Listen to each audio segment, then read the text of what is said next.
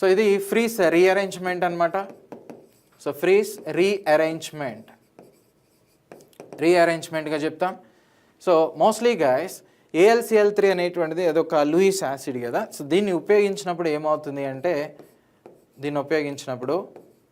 ఇక్కడ OCOR అనేటువంటిది అంటే ఇది ఫినాయిల్ ఎస్టర్ అనేటువంటిదిగా కన్సిడర్ చేస్తాం. ఓకే, సో ఫినాయిల్ ఎస్టర్ ఇది. సో ఇక్కడ నీకు H అనేటువంటిది ఉంటుంది. ఆర్థో పొజిషన్లోనూ H ఉంటుంది, ఇదిగోండి ఈ పారా పొజిషన్లో కూడా H అనేటువంటిది ఉంటుంది. సో ఈ H ఇక్కడ షిఫ్ట్ అయిపోతుంది, అంటే ఈ గ్రూప్ మొత్తానికి ప్లేస్లో H అనేది ఇక్కడికి వస్తుంది. లేదు ఈ గ్రూప్ మొత్తానికి ప్లేస్లో ఈ H అనేది అన్న రావచ్చు. అంటే పారా పొజిషన్ నుంచి హైడ్రోజన్ షిఫ్ట్ అవ్వచ్చు, లేదంటే ఆర్థో పొజిషన్ నుంచి షిఫ్ట్ అవ్వచ్చు. సో పారా ఆర్థో రెండింటి నుంచి షిఫ్ట్ అయితే అంటే ఇప్పుడు ఈ గ్రూప్ ఇక్కడికి వచ్చేసింది, అప్పుడు నీకు ఈ ప్రోడక్ట్ వస్తుంది. ఇక్కడున్న H ఇక్కడికి వెళ్ళిపోయింది. మెటా పొజిషన్లో ఇచ్చాడు, ఇలా రాదనమాట. ఎందుకనంటే ఇది చూడండి, ఇది రిలీజింగ్ గ్రూప్. ఏదైనా ఒక బెంజిన్ రింగ్ మీద రిలీజింగ్ గ్రూప్స్ అనేటువంటిది ఉన్నప్పుడు మోస్ట్లీ గాయస్ బెంజిన్ రింగ్ మీద రిలీజింగ్ గ్రూప్ అనేది ఉన్నప్పుడు ఆర్థో పొజిషన్ కానీ లేదంటే పారా పొజిషన్కి కానీ మనకి సబ్స్టిట్యూయెంట్స్ అనేటువంటిది వస్తాయి. కానీ మెటా పొజిషన్ ఇచ్చాడు, మోస్ట్లీ ఇది పాసిబిలిటీ తక్కువ. సో ఇది కూడా పాసిబిలిటీ ఉంది, కాబట్టి ఆన్సర్ అనేది ఆప్షన్ A అండ్ C అనేటువంటిదిగా చెప్తాం. Option A and C. Right. So next question చూడండి, with respect to which one of the following is more stable అంటున్నాడు. సో ఇది కూడా ఒక మంచి కాన్సెప్ట్. దీనికి ఒక షార్ట్ కట్ చెప్తాను. ఇలా ఇచ్చినప్పుడు నువ్వు ఎలా చేయొచ్చు. సో సిస్ ట్రాన్స్ ఇది సైక్లోహెక్సేన్లోకి నువ్వు కన్వర్ట్ చేసుకోవాలి.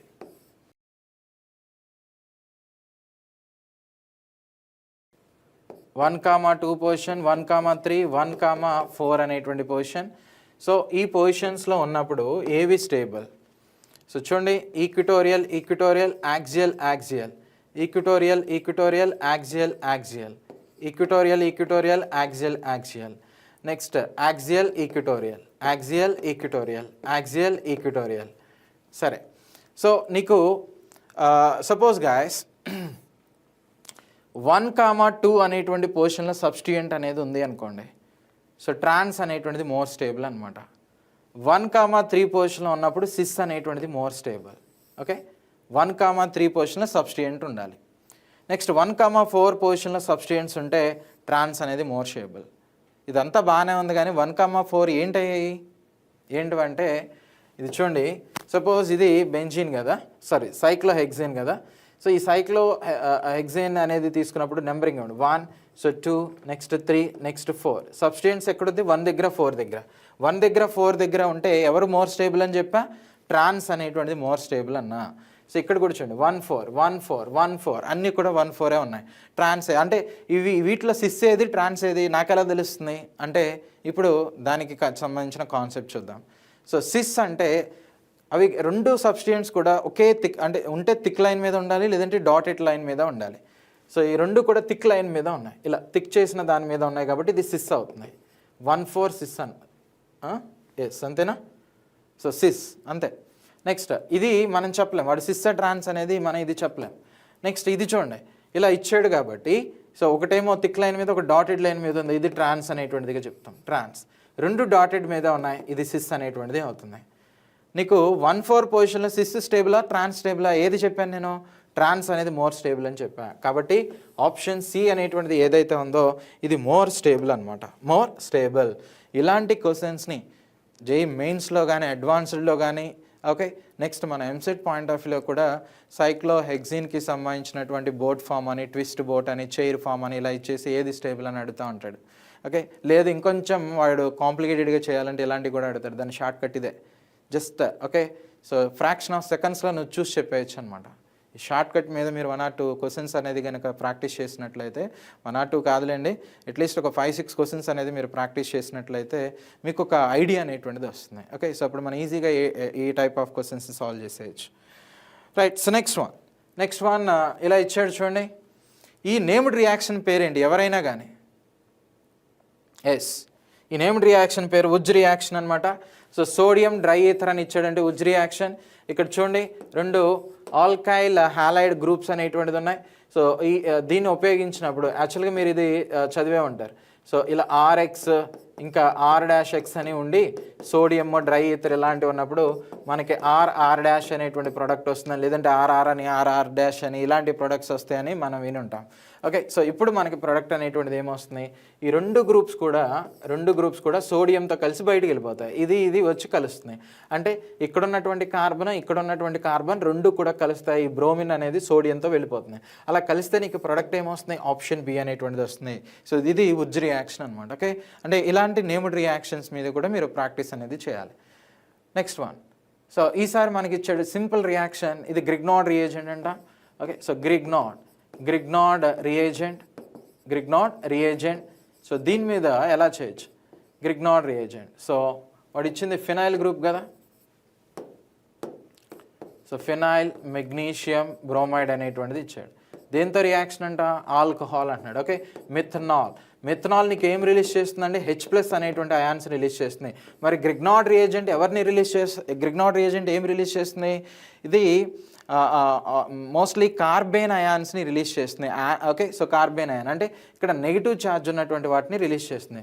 సో ఇలా నెగిటివ్, ఇది వచ్చేసరికి పాజిటివ్. ఈ రెండింటిని కలిపి నీకు ఫైనల్గా ఏమవుతుంది, బెంజీన్ అనేటువంటిది వచ్చేస్తుంది. అవునా, బెంజీన్ అనేటువంటిది వస్తుంది. ఓకే, సో బెంజీన్ అర్థమైంది కదా. సో C6H5- అండి, దీని అర్థం ఇది.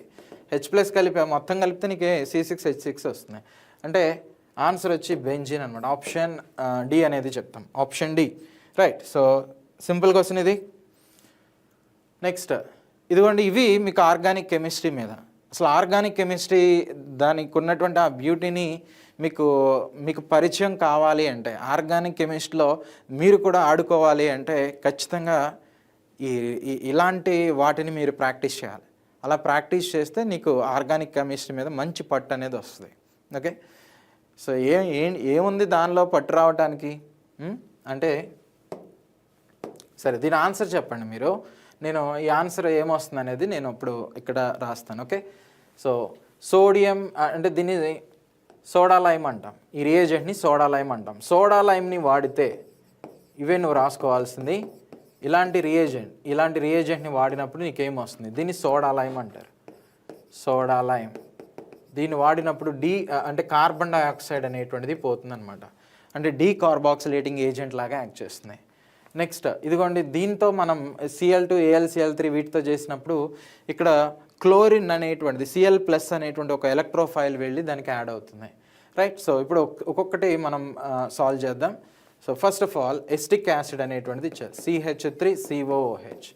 దీని మీద ఈ రియేజెంట్ వాడినప్పుడు ఏమవుతుందని నన్ను CO2 అనేటువంటిది పోవాలి. ఎక్కడుంది CO2, ఇదిగోండి తీసేయండి, మొత్తం నాకు కలిపి రాయండి. CH4, ఇక్కడ త్రీ హైడ్రోజన్స్, ఇక్కడ ఒక హైడ్రోజన్, మొత్తం 4 హైడ్రోజన్స్ అనేటువంటిది ఉన్నాయి. నెక్స్ట్ దీని మీద క్లోరిన్తో రియాక్షన్ అనేది చేశారు, chlorine AlCl3. Okay, so AlCl3 ఇది ఫ్రిల్క్రాఫ్ట్ రియాక్షన్ లాగా ఉంది కదా, ఫ్రిల్క్రాఫ్ట్ హాలోజనేషన్ రియాక్షన్ లాగా ఉంది కదా. సో అంటే ఇక్కడ నుంచి క్లోరిన్ అనేటువంటిది వెళ్ళి ఒక హైడ్రోజన్ ప్లేస్లో రీప్లేస్ అవుతుంది. సో CH3Cl అనేటువంటిది వస్తుంది. దీని మీద ఇలాంటి ఆల్కైల్ హాలైడ్ మీద ఇప్పుడు సెకండ్ ఇయర్ కెమిస్ట్రీలో, ఆర్గానిక్ కెమిస్ట్రీలో ఫస్ట్ టాపిక్ ఇది, హాలోజన్ కాంపౌండ్స్ అని ఉంటుంది.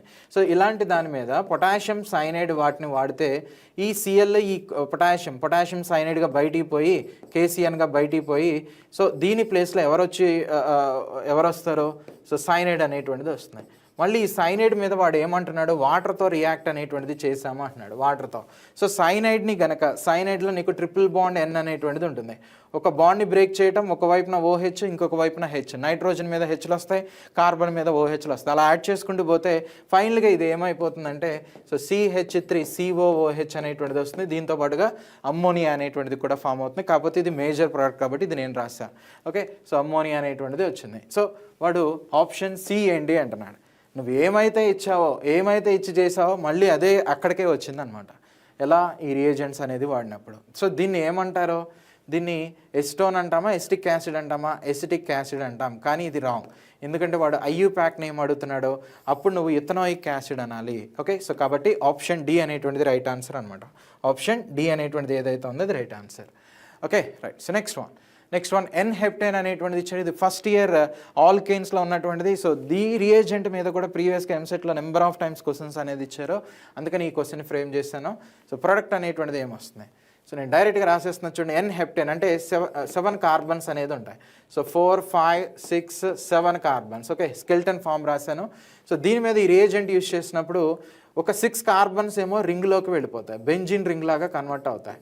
అంటే ఇక్కడ డీహైడ్రేషన్ అనేటువంటిది జరుగుతుంది, హైడ్రోజన్స్ అనేటువంటిది లాస్ అయ్యి ఫైనల్గా బెంజిన్ రింగ్ ఫామ్ అయ్యి ఇంకా ఎడిషనల్గా ఎన్ని కార్బన్స్ అయితే ఉన్నాయో అవి బెంజిన్ మీదకి వచ్చేస్తాయి. ఇలా ఒక కార్బన్ ఉంది కాబట్టి ఇలా CH3 వస్తున్నాయి. సో దీన్ని ఆరోమటైజేషన్ అంటాం. నెక్స్ట్ ఈ రియేజెంట్ని గుర్తుపెట్టారా? సో క్లోరిన్ NBS అనేటువంటిది ఇచ్చారు, అంటే ఎన్బ్రోమోసక్సినమైడ్ అనేటువంటిది ఇచ్చారు. సో దీని యొక్క స్పెషాలిటీ ఏంటి? ఫ్రీ రాడికల్ మెకానిజంని ఎగ్జిబిట్ చేస్తుంది. సో ఎలైలిక్ పొజిషన్ అంటే ఇక్కడ ఒక హైడ్రోజన్ బదులు క్లోరిన్ అనేటువంటిది వచ్చి యాడ్ అవుతుంది అనమాట. ఓకే, సో క్లోరిన్ కానీ బ్రోమిన్ కానీ, వాడు స్పెసిఫిక్గా క్లోరిన్ అన్నాడు కాబట్టి డైరెక్ట్గా క్లోరిన్ తీసుకొచ్చి అక్కడ సబ్స్టిట్యూట్ చేయండి. సో ఇలా CH2Cl అనేటువంటిది వచ్చింది. మళ్ళీ ఇక్కడ నుంచి నీకు తెలిసిన రియాక్షనే సోడియం సైనైడ్ అంటున్నాడు. సో క్లోరిన్ కానీ బ్రోమిన్ కానీ ఇలాంటివి ఉన్నప్పుడు సో సోడియం సైనైడ్ని ఉపయోగిస్తే నీకు ఏమవుతాయి? మోస్ట్లీ గాయస్ ఇక్కడ CH2Cn అనేటువంటిది వస్తుంది. మళ్ళీ దీన్ని హైడ్రాలిసిస్, ఒక వాటర్ ఇలాంటి వాటితో రియాక్ట్ అనేటువంటిది చేసినప్పుడు ఈ CN గ్రూప్ వల్ల ఎలా కన్వర్ట్ అయిపోతుంది? సో జస్ట్ లైక్ ఈ ఓరియంటెడ్లో కన్వర్ట్ అనేది అవుతుంది. సో CH2 సో COOH అనేటువంటిదిగా కన్వర్ట్ అవుతుంది. మళ్ళీ వీడు ఏం చేశాడంటే NaOH CaO అంటే సోడా లైమ్ని వాడాడు. సోడా లైమ్ని వాడితే దీనిలో నుంచి ఏం పోతుంది? కార్బన్ డైఆక్సైడ్ అనేటువంటిది పోతుంది, CO2 అనేటువంటిది పోతుంది. సో CO2 పోయిన తర్వాత మిగిలినంతా కలిపి రాయండి, నీకేమొస్తుంది అంటే సో టోలిన్ అనేటువంటిది వస్తుంది. ఓకేనా? సో CH3 టోలిన్ ఇలాంటిది వస్తాయి. అంటే ఆప్షన్ బి అనేటువంటిది right answer. So organic chemistry మీద నీకు పట్టు రావాలంటే ఇలాంటివి నేమ్డ్ రియాక్షన్స్తో పాటుగా ఇలా మనమే ఒక దాని మీద ఇలా ఇస్తే మీథైన్ని బెంజీన్గా మార్చాలి, ఇలా నెంబర్ ఆఫ్ పాసిబిలిటీస్ ఎన్ని ఉన్నాయి, ఎన్ని నేమ్డ్ రియాక్షన్స్ నువ్వు నేర్చుకున్నావు, ఎన్ని రియేజెంట్స్ నేర్చుకున్నావు, అవన్నీ నువ్వు అప్లై చేసి ఇంప్లిమెంటేషన్ అనేది చేసినప్పుడు నీకు కమాండ్ అనేది ఖచ్చితంగా వచ్చేస్తుంది. Okay right. నెక్స్ట్ వన్ ఈ కాంపౌండ్ చూడండి, దీనికి ఆన్సర్ అనేటువంటిది ఏమొస్తుందో ఓజోన్ మీద ఇచ్చాడు క్వశ్చన్ అనేది. So simple question, alcoholic change చేస్తుందని చెప్పాను, డీహైడ్రో హాలోజనేటింగ్ ఏజెంట్. అంటే ఇది చూడండి, ఇచ్చినటువంటి కాంపౌండ్ అనేది స్కెల్టన్ ఫామ్లోనే నేను రాస్తున్నా. ఇక్కడ నీకు Cl అనేటువంటిది ఉంది, అవునా? Cl క్లోరిన్ అనేటువంటిది ఇక్కడ ఉంది. నెక్స్ట్ ఇక్కడ రిమైనింగ్ కాంపౌండ్స్ ఏమన్నాయి అంటే జస్ట్ లైక్ ఈ ఓరియంటెడ్లో CH3, నెక్స్ట్ C ఇక్కడ Cl, నెక్స్ట్ C ఇక్కడ CH3 అనేది ఉంది. నెక్స్ట్ ఇక్కడ హైడ్రోజన్స్ అనేది కామన్, ఇక్కడ హైడ్రోజన్స్, నెక్స్ట్ ఇక్కడ హైడ్రోజన్ అనేటువంటిది ఉంటుంది. ఈ రియేజెంట్ యూజ్ చేసినప్పుడు HCl అనేటువంటిది ఈ రెండు కూడా పోతాయి. అలా పోయిన తర్వాత నీకు ఏమొస్తుంది? CH3. సో నెక్స్ట్ ఇక్కడ C డబల్ బాండ్ CH3 అనేటువంటిది వస్తుంది, అవునా? ఇలా వస్తుంది. సో అంటే మనకి 2-బ్యూటీన్ అనేటువంటిది వచ్చింది. 2-బ్యూటీన్ వచ్చిన తర్వాత దీని మీద ఓజోన్తో రియాక్షన్ అనేది చేశారనుకోండి, ఓజోన్ జింక్ నెక్స్ట్ వాటర్ ఇలా ఇచ్చినప్పుడు డబుల్ బాండ్ని బ్రేక్ చేయి, ఇటువైపు ఓ పెట్టు. సో ఫైనల్గా నీకు CH3 CHO, ఇటు కూడా ఏమొస్తుంది? CH3 CHO. అంటే దీన్నే మనం ఏమంటాం ఇక్కడ ఇచ్చినటువంటి వాటిలో ఇథనాల్ అనేటువంటిదిగా చెప్తాం. ఓకేనా? IUPAC నేమ్ కదా ఇథనాల్. ఆప్షన్ డి అనేటువంటిది రైట్ ఆన్సర్ అనమాట. Next fumaric acid, next cold KMnO4, ఇలాంటిది ఆల్కలైన్ KMnO4 అనేటువంటిది ఇచ్చారు. సో అయితే వాడు ఏం అడుగుతున్నాడంటే ఈ క్వశ్చన్ చూడండి ఎంత కొంచెం లిటిల్ బిట్ కాంప్లికేట్ చేశాడో స్టీరియో కెమిస్ట్రీ కూడా అప్లై చేసి. ఫస్ట్ ఆఫ్ ఆల్గా సో ఫ్యూమరిక్ యాసిడ్ అనేటువంటిది ఏదైతే ఉందో దీని గురించి నీకు తెలియాలి. ఆల్రెడీ నీకు తెలుసు ఫ్యూమరిక్ యాసిడ్ అనేది జస్ట్ లైక్ ఈ ఓరియంటెడ్లో ఉంటుందని. ఓకేనా? సో సిస్ ఫామ్లో ఉన్నటువంటి డెరివేటివ్ని ఫ్యూమరిక్ యాసిడ్ అంటాం. సో KMnO4ని యాడ్ చేసినప్పుడు నీకు ఇది ఎలా కన్వర్ట్ అవుతుంది అంటే మీజో కాంపౌండ్ అనేటువంటిది వస్తుంది, HCOOH. ఓకే, నెక్స్ట్ HCOOH అనేటువంటిది.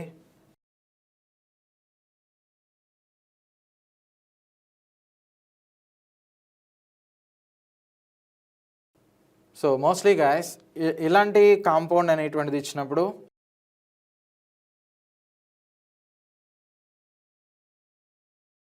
ఈ రియేజెంట్ ఏం చేస్తుందంటే KMnO4 అనేది ఇలా OH గ్రూప్స్ని యాడ్ చేస్తుంది, బేయర్స్ రియేజెంట్గా చెప్తారు. సో OH అనేటువంటిది యాడ్ చేస్తుంది. దీన్ని మీజో కాంపౌండ్ అంటారు, మీజో కాంపౌండ్. సో ఇక్కడ చూడండి కైరాల్ సెంటర్, ఇది ఆప్టికల్లీ యాక్టివా ఇన్యాక్టివా అంటున్నాడు. ఆప్టికల్లీ యాక్టివా ఇన్యాక్టివా అనేది ఎలా చెప్తాం అనేది ఒకసారి చూద్దాం. సపోజ్ ఫస్ట్ ఆఫ్ ఆల్ ఇది కైరాల్ సెంటర్ ఉందా లేదా అనేది చూద్దాం. కైరాల్ సెంటర్ అంటే కార్బన్కి 4 వైపులా డిఫరెంట్ గ్రూప్స్ అనేది ఉండాలి, ఉన్నాయా లేదా? ఇదొకటి నెక్స్ట్ ఈ మొత్తాన్ని కలిపి ఒకటిగా తీసుకోండి. సో ఫోర్ గ్రూప్స్ అనేది డిఫరెంట్ ఉన్నాయి. సో ఇది ఒక కైరాల్ సెంటర్, ఇది ఒక కైరాల్ సెంటర్. 4 కార్బన్కి ఇదిగోండి ఎక్స్ వై జెడ్ వి అనేది ఇలా ఉంది. కార్బన్ చుట్టూ 4 డిఫరెంట్ ఉండాలి. ఈ కార్బన్కి ఉన్నాయి, ఈ కార్బన్కి ఉన్నాయి. అయితే దీన్ని కట్ చేస్తే పైన ఉన్న హాఫ్ కింద ఉన్న హాఫ్ రెండు కూడా ఈక్వల్గా ఉన్నాయి. దీన్ని ఏమంటారంటే మీజో కాంపౌండ్ అంటారు. మీజో కాంపౌండ్. ఈ మీజో కాంపౌండ్ అనేటువంటి దానిలో కైరాల్ సెంటర్స్ ఉంటాయి, కానీ ఆప్టికల్ ఇన్యాక్టివ్గా ఉంటుందన్నమాట. Chiral centres. So it has chiral centre but optical inactive. ఎందుకంటే సేమ్ సిమెట్రీ అనేది ఎగ్జిబిట్ చేస్తుంది కాబట్టి. ఓకే, సో సిమెట్రీ అనేది ఎగ్జిబిట్ చేస్తుంది కాబట్టి ఇది ఆప్టికల్లీ ఇన్యాక్టివ్గా కన్సిడర్ అనేది చేస్తాం. సో దీనికి కాన్ఫిగరేషన్ ఏమొస్తుంది, మీజో కాంపౌండ్స్కి కాన్ఫిగరేషన్ అనేటువంటిది ఏమొస్తుంది ట్రై చేయండి. సో కాన్ఫిగరేషన్ ఎలాంటి వాటికి ఏమొస్తుందో ట్రై చేయండి. ఎనీవన్? ఎస్,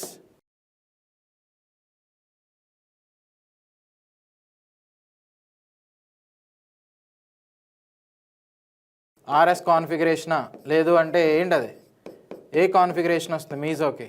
ఎలా ఇవ్వాలి చెప్తున్నాను. కాన్ఫిగరేషన్ చూడండి. కార్బన్కి చుట్టుపక్కల ఉన్నటువంటివి ఏమున్నాయో అవన్నీ ఒకసారి చూసుకోండి. 4 గ్రూప్స్ ఉన్నాయి కదా, ఆ 4 గ్రూప్స్లో అటామిక్ నెంబర్ దేనికైతే ఎక్కువగా ఉంటుందో దానికి ఫస్ట్ నెంబర్ ఇవ్వండి. కార్బనా, ఆక్సిజనా?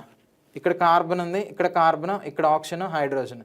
ఈ 4గిట్లో ప్రయారిటీ దేనికి ఇవ్వాలి? ఆక్సిజన్కి ఇవ్వాలి. కాబట్టి దీనికి 1 అని చెప్పండి. నెక్స్ట్ ఇక్కడ COOH ఉంది, ఇక్కడ C అనేటువంటిది ఉంది. ఈ రెండిట్లో ఎవరికి ఇవ్వాలి? COOHని కొంచెం విడదీసి రాయండి. So C double bond OH అనేది చెప్తాం. ఓకే, ఈ కార్బన్కి ఇలా ఉంది. నెక్స్ట్ ఈ కార్బన్కి ఇక్కడ చూడండి, నేనేమని రాశానంటే OH, పైన ఒక కార్బన్, కింద ఒక కార్బన్, ఇక్కడ ఒక H ఉంది. దీనికి నెంబర్ 1 ఇచ్చేసాం. మరి ఈ 2 కార్బన్స్, 2 కూడా కార్బన్సే, సేమ్ యాటమ్స్ అనమాట. అప్పుడు ఎవరికి ప్రయారిటీ ఇవ్వాలి? అప్పుడు ఎవరికి ఇవ్వాలి అంటే వాటి పక్కనున్న వాటికి నెంబరింగ్ అనేటువంటి దాన్ని తీసుకోవాలి. దీన్ని ఎలా చూడాలి నువ్వు? COOH అంటే ఇలా మామూలుగా రాసుకుంటాం కదా, కానీ IUPAC ఏం చెప్పిందంటే ఇలా డబుల్ బాండ్ ఉంటే ఇలా రాసుకోండి అబ్బాయి. ఓకే, సో ఇలా రాయండి. సో ఇక్కడ ఒక బాండ్ మీద ఆక్సిజన్, ఇంకొక బాండ్ మీద ఆక్సిజన్, ఇంకో బాండ్ మీద OH అనేది ఉందని. మరి ఈ కార్బన్ దగ్గరికి వద్దాం. ఈ కార్బన్ దగ్గర ఒక దాని మీద OH ఉంది, ఇంకో కార్బన్ మీద, ఓకే, ఈ కార్బన్కి ఈ కార్బన్కి ఇంకోటి ఏమేమి అటాచ్ అయింది? కార్బన్ అటాచ్ అయింది, ఇంకోటి H అనేది అటాచ్ అయింది. దీన్ని చూడండి, OH సేమ్, క్యాన్సిల్ చేసేయండి. నెక్స్ట్ 2 ఓలు ఉన్నాయి, కానీ ఇక్కడ కార్బన్, ఆక్సిజన్ ఉంది. ఇద్దరిలో హై ప్రయారిటీ ఎవరు? ఆక్సిజన్ అటామిక్ నెంబర్ పెద్దదా? ఈ 2 పెద్దవా? ఆక్సిజన్ అటామిక్ నెంబర్ పెద్దది, కాబట్టి దీనికి సెకండ్ నెంబర్ ఇవ్వండి. నెక్స్ట్ థర్డ్ అనేది ఏమవుతున్నప్పుడు ఇది థర్డ్ నెంబర్ అవుతుంది. ఓకే, సో 1 2 3 1 2 3 అంటే యాంటీ క్లాక్ వైజ్లో తిరుగుతుంది. గడియారంలో ముళ్ళు మనకి ఇలా తిరుగుతూ ఉంటుంది, ఇది క్లాక్ వైజ్ అంటాం, కానీ దానికి ఆపోజిట్లో తిరుగుతుంది anti clock wise. Anti clock wise అంటే నీకు ఏం రావాలి? S అనేటువంటి కాన్ఫిగరేషన్ రావాలి. కానీ ఇక్కడ నీకు ఏముంది? H అనేది హారిజాంటల్గా ఉంది కదా, ఓకే, ఇలా అడ్డంగా ఉన్నటువంటి లైన్ మీద ఉంది కదా, కాబట్టి S అలా ఏమవుతుందంటే ఇది Rగా కన్వర్ట్ అవుతున్నాయి. సో నెక్స్ట్ ఇది కూడా ట్రై చేయండి. సో ఇది 1 అవుతుంది. నెక్స్ట్ ఇది 2 అనేటువంటిది వస్తుంది నెంబరింగ్. ఈ కార్బన్ చెప్తున్నా 1 2, పైన ఉన్నది 3 అవుతుంది. 1 2 3. ఓకే, సో 1 2 3 ఇది క్లాక్ వైజ్ అనేది వచ్చిందా? ఎస్, సో క్లాక్ వైజ్ అనేది వస్తే నీకు ఏమని రావాలి? R అనేది రావాలి. ఓకే, సో R అనేది రావాలి, కానీ H అనేది ఉంది కదా, కాబట్టి నీకు ఇక్కడ ఏమొస్తుంది? S అనేటువంటిది వస్తుంది. సో చూడండి గైస్, ఈ 2 కూడా ROS, 2 కాన్ఫిగరేషన్, 2 ఒకదానికొకటి ఆపోజిట్, ఆ 2 కూడా ఒకే మాలిక్యూల్లో ఎగ్జిస్ట్ అవడం వల్ల ఇది ఆప్టికల్లీ ఇన్యాక్టివ్ అనేటువంటిది అవుతుంది. కాబట్టి ఆన్సర్ C అనేటువంటిది చెప్తాం. Optical inactive but it has chiral centres అనమాట, chiral centres. Okay, right. So next question చూడండి. Which one of the following can give red PPT with cuprous chloride, ammonium hydroxide అంటున్నాడు. ఈ reagent ద్వారా మనం terminal alkynes ఏవైతే ఉన్నాయో వాటిని గుర్తుపట్టచ్చు. So నీకు ఆల్కైన్ అనే దాన్ని తీసుకున్నప్పుడు సో వాటిలో ఉన్నటువంటి ఆ ఎసిడిక్ హైడ్రోజన్ని మనం గుర్తుపట్టవచ్చు, లేదంటే టెర్మినల్ హైడ్రోజన్స్ని గుర్తుపట్టవచ్చు. టెర్మినల్ ఆల్కైన్ అంటే చివర్లో ఉండాలన్నమాట, ఆ డబుల్ బాండ్ అనేది చివర్లో ఉండాలి. లేదు అంటే ఆ ట్రిపుల్ బాండ్ అనమాట, ట్రిపుల్ బాండ్ అనేది చివర్లో ఉండాలి. లేదు అంటే ఆ ట్రిపుల్ బాండ్ కార్బన్ మీద అట్లీస్ట్ ఒక హైడ్రోజన్ అనేది ఉన్నప్పుడు ఈ హైడ్రోజన్ అనేది ఈ రియేజెంట్తో రియాక్ట్ అనేది అవ్వగలుగుతుంది. సో ఇక్కడ చూడండి, నీకు హైడ్రోజన్ అనేది ఉందా? ట్రిపుల్ బాండ్ కార్బన్ ఇవి. ఈ కార్బన్ మీద హైడ్రోజన్స్ ఉన్నాయా? లేదు. ఏముంది? మెథైల్ గ్రూప్ ఉంది, ఇక్కడ మెథైల్ గ్రూప్ ఉంది. హైడ్రోజన్ ఉండటం అంటే డైరెక్ట్గా ఇలా H ఉండాలి, అంతేగాని ఇలా కార్బన్ నుండి కార్బన్ మీద హైడ్రోజన్ ఉండటం కాదు. సో కాబట్టి ఇక్కడ లేదు. ఇది కూడా అంతే, ఈ కాంపౌండ్ని ఇక్కడ మనం రాసాం. ఓకే, సో దీనికి కూడా లేదు. నెక్స్ట్ ఇది చూడండి, సో దీనికి కూడా నీకు మోస్ట్లీ ఇక్కడ కార్బన్ అనేటువంటిది ఉంటుంది, ఇక్కడ నీకు కార్బన్ ఉంటుంది. సో దీని మీద హైడ్రోజన్స్ అనేటువంటిది ఎగ్జిస్ట్ అవుతాయి అంటే ఇక్కడ కూడా హైడ్రోజన్స్ అనేటువంటిది ఉండవు. మీరు రింగ్ని ఎలాబరేట్ చేయండి, కానీ ఇక్కడ ఉంటాయి చూడండి CH3, ఇదిగోండి ఈ carbon CH3, next carbon, so third carbon. So ఓవరాల్గా ఇలా రాసిన తర్వాత ఇక్కడ ఒక హైడ్రోజన్ కావాలి అంటే ఇక్కడ ఈ టర్మినల్ ఆల్కైన్ గ్రూప్ ఇది. నెక్స్ట్ వన్ ఇక్కడ ఒక హైడ్రోజన్ అనేటువంటిది ఉంది కాబట్టి ఇది మాత్రమే రెడ్ పీపీటీని ఇస్తుంది. సో అమ్మోనియం నైట్రేట్ అనేటువంటిది ఒకటి ఉంది, అమ్మోనియం నైట్రేట్.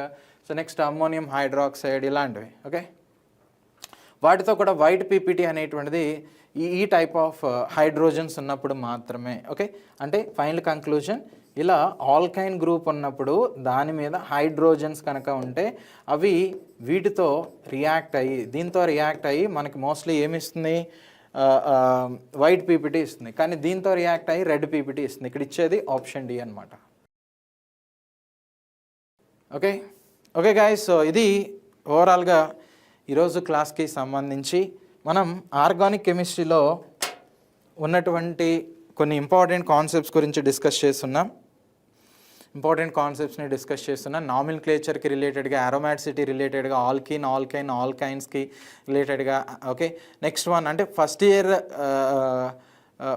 టాపిక్స్ ఏవైతే ఉన్నాయో ఆర్గానిక్లో వాటన్నిటి మీద ఓవరాల్గా ఒకసారి పాయింట్అవుట్ అనేటువంటిది చేసాం. ఓకే, నెక్స్ట్ సెకండ్ ఇయర్లో ఉన్నటువంటి కొన్ని కాన్సెప్ట్స్ మీద మనం పాయింట్అవుట్ అనేది చేయటం జరిగింది. నెక్స్ట్ మరొక సెక్షన్తో మళ్ళీ కలుద్దాం.